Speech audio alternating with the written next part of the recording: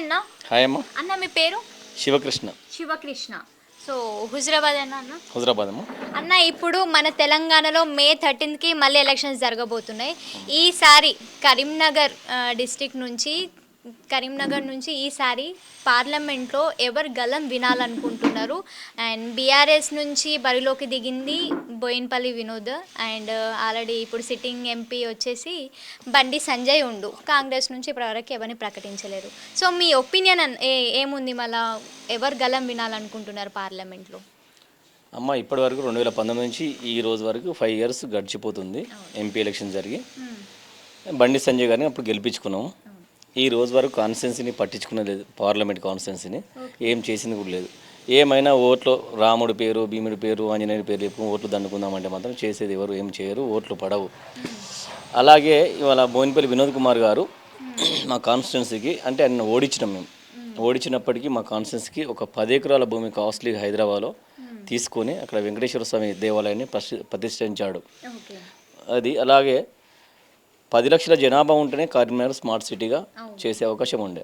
3,50,000 జనాభా ఉన్నప్పుడు కూడా కేసీఆర్తో మాట్లాడి ఒప్పించి ఇవాళ స్మార్ట్ సిటీ చేసిన 1,000 కోట్ల రూపాయల ఫండ్ తీసుకొచ్చి అలాంటి ఘనత వినోద్ కుమార్ గారికి ఉన్నది. ఉద్యమ నేపథ్యం తెలంగాణ టీఆర్ఎస్ 2001లో ఆవిర్భవించినప్పటి వ్యక్తులు ఆయన ఒకడు.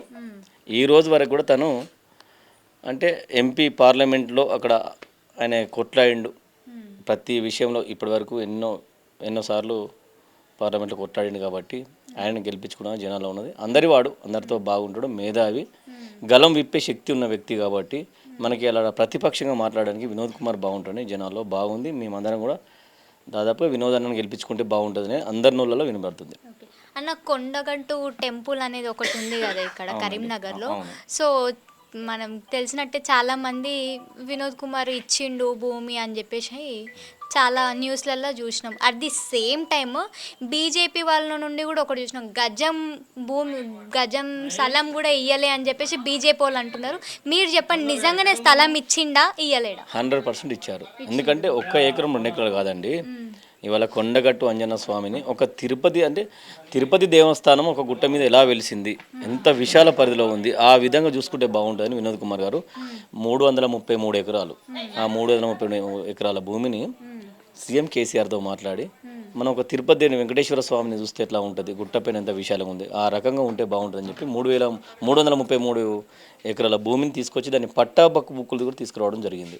మళ్ళీ ఎందుకు చెప్పుకోవడం? మరి ఇంతవరకు ఏదైతే డెవలప్మెంట్ చేసింది కానీ ఈ పలానా జాగలో ఇది తీసుకొని వచ్చిందని చెప్పి జనాల్లోకి చెప్పుకోలేక ఎందుకు పోయినారు? అదే వినోద్ కుమార్ దగ్గర ఉన్న బాధకరమైన విషయం ఏంటంటే అందరూ నా వల్లని పనిచేస్తాడు, కానీ ఎవరికి మాత్రం నేను ఇది చేసినా అది చేసినా చెప్పుకునే తత్వం లేదు.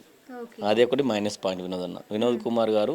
ఎవరు వచ్చినా ఎదుటి పార్టీ వాళ్ళు గారు పార్టీలకు అతీతంగా పనిచేస్తాడు, దాన్ని హైలైట్ చేసుకోడు, చెప్పుకోడు బయట, అంతే తప్ప మాలాంటి కొంచెం బయట తిరిగే వ్యక్తులకు మాత్రం వినోద్ అన్న ఏంటిది ఎలా పనిచేస్తున్న విషయం మాత్రం బాగా తెలుసు. థ్యాంక్ యూ అన్న. థ్యాంక్స్.